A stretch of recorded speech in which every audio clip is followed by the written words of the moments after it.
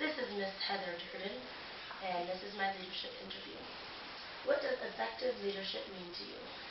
Effective leadership means to me putting the right management team or the right team in place. So having a management team that can move forward with your plan and put your vision into effect, as well as someone that the management team understanding your vision and takes ownership of your business as well. A lot of times, especially here, in different businesses, I'll find an employee might just come to work, and having somebody in management that takes a vested interest in your business helps me guide and see the overall picture of everything, as opposed to being in the trenches, which is where I don't need to be as a leader. I need to know how to do everything in the trenches, but I need to be able to step back and look at the overall picture. Do you think leadership can be taught, or do you think people are just natural born leaders? I do think people can be taught to be leaders, but I do think there's something to be said about being a natural born leader. The way you are raised, the way you're brought up in society, or just the way you are, I think there are natural leaders out there. However, I think good natural leaders need training and experiences, and I think they pull from this to emerge ahead to be exceptional leaders.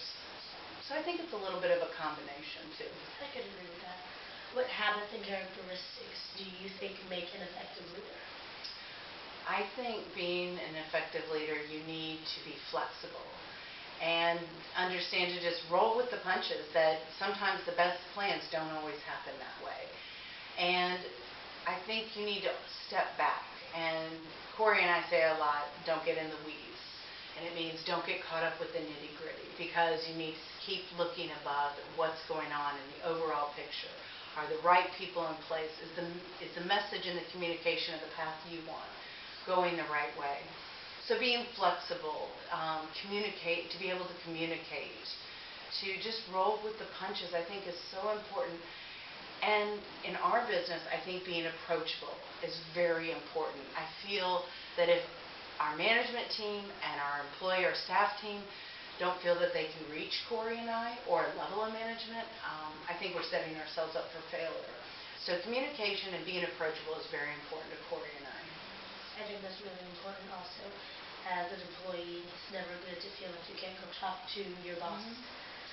You came to us the other day, and I mean, about the meetings, and you were troubled, that you wanted those meetings. You're vested in the business. You wanted to know how you could communicate your messages.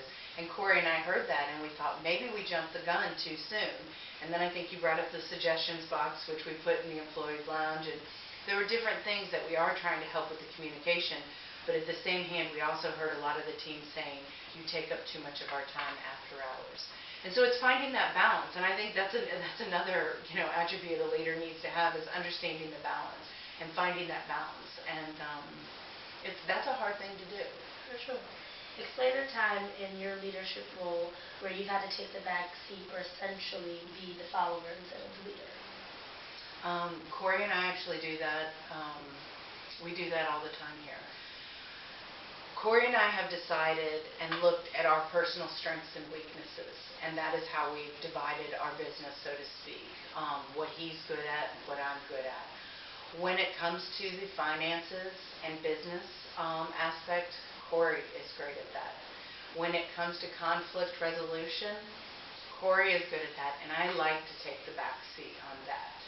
When it comes to organizational skills or management of staff, I find that those are my strengths, and I can communicate and understand more what's going on, where he doesn't always see that in the picture. So I take a back seat with a lot of the business side of it, the numbers. I understand the numbers, and I can work the numbers all day, but that's not my strength. My strength is looking at the overall picture of how our staff and our management team works, and developing the communication process and ensuring that stays in place.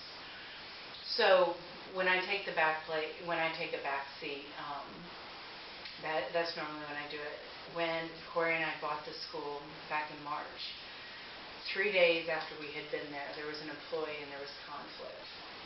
And we decided that even though we had only owned the school 3 days and nobody knew us, it was better to terminate this individual because it was poison and it was about to spread through the school. We had heard from the past it had been like this, and we decided people aren't going to run over us.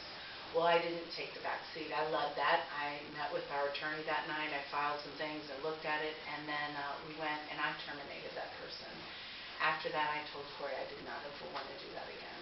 That was a point in my life that I would rather take the back seat and be there for the other moments. I can do it and I will do it, but I don't want to do it again. So, It's very understandable.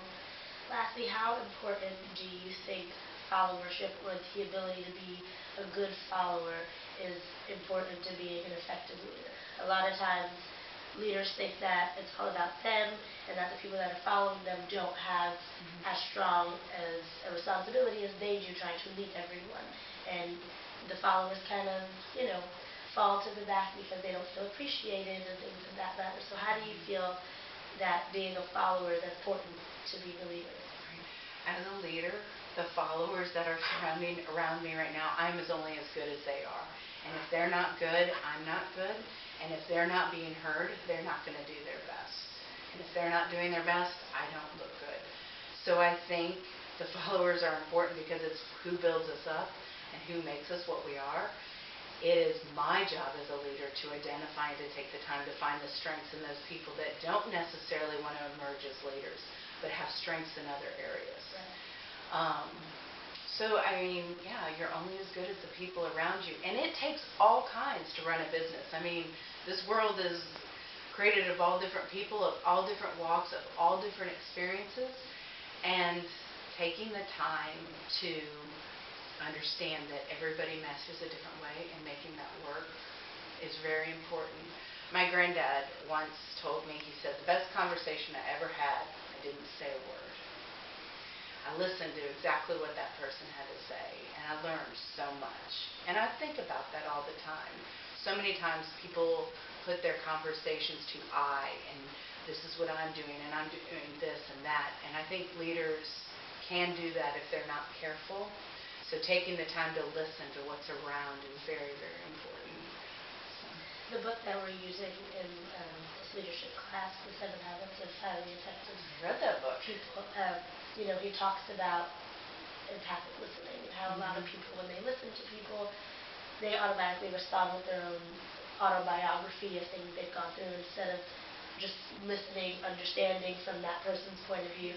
And I think what your granddad was mentioning is kind of what everyone needs to do when trying to apply that habit in their lives. Because a lot of times, you call your girlfriend and you tell her something, and then she's like, well, the last time that happened to me, I did this. And it's like, this isn't really about me, though. This is about me, and I have my own solutions and my own ways of going about things and values. And if you're going to try to help me, you need to try to help me based on what's best for me and not how you've gone through this before.